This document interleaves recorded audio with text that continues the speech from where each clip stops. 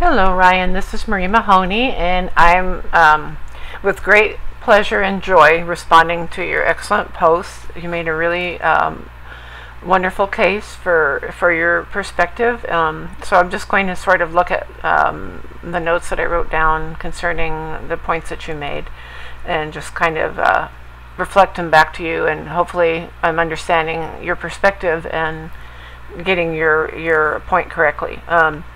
You mentioned that you mentioned a couple of times the point about policies building on each other, and then you started your post with that, and then you ended with that there seemed to be a general tendency to keep building on old policies, and there is still a tendency with the United States foreign policy to continue to build on old existing policies.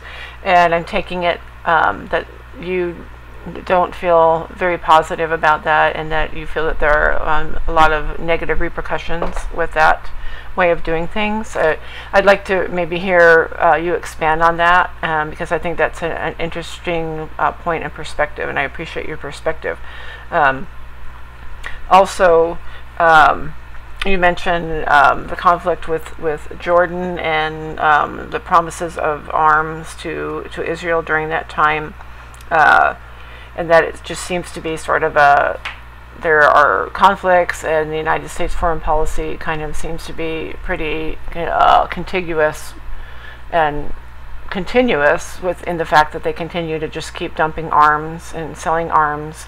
I do find it interesting that it's sort of a degrees of dumping arms and giving candy to the baby and putting the child with a grenade and all that, all those types of analogies that sometimes that maybe just producing and giving arms to other nations is maybe not the best idea in the whole world in every case scenario. So I noticed in the reading these two chapters that there was a change in the degree to which the arms were done, and also the covert way versus the more obvious way. I know it seemed as if in the second chapter that we read that Kissinger and Nixon all had the backdoor channels of communication, and then the more public channels of communication, and many times they were trying to sort of give arms by stealth, which I found very interesting. Like, how are you going to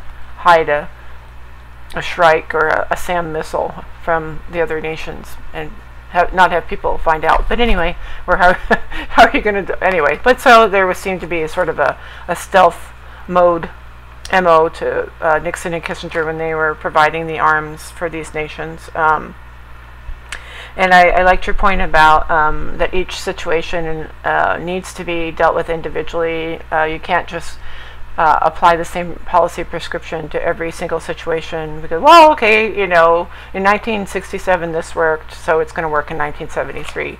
And I think that you made a good point with maybe the United States needs to greatly hone its understanding of the non-Western mindset and the of the individuals that are going to be involved in these conflicts, and just try a little harder to step outside of our own mindset and kind of understand their perspective a little bit more. You mentioned Kissinger's, the author mentioned Kissinger's complete surprise when there was the Syria prosecuted that attack, and he was just sort of flabbergasted because it didn't make any sense to him. So that's another good point that you made. So I think my question for you would be,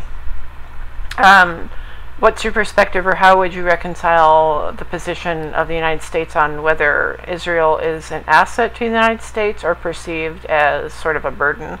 I know in the chapters that we read that the author mentioned that at some point in the course of the events that we read about in these two chapters, that Israel was considered to be a burden instead of an asset. So, and I think it shifts back and forth. So I just was wondering what you thought would be the cause of this shift, and whether you think that's justified, and how you think that would make Israel feel as our partner in the Middle East.